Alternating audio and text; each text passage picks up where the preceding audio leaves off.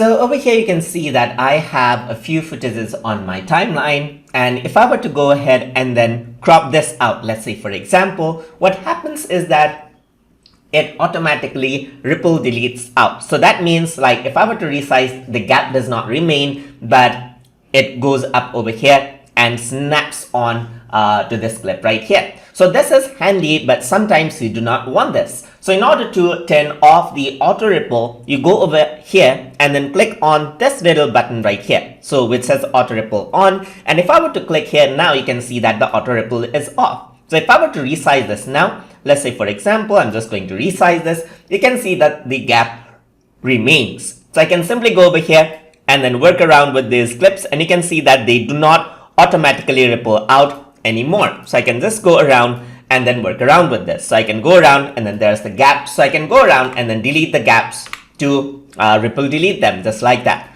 If you want the ripple delete back on again, you simply click over here on this icon again and then click and drag it, and you can see that it does the automatic ripple delete again. So that is how you can work around with the auto ripple delete inside of Wondershare Filmora. So hope you guys learned something as always. And as always, please like, comment, share, and subscribe.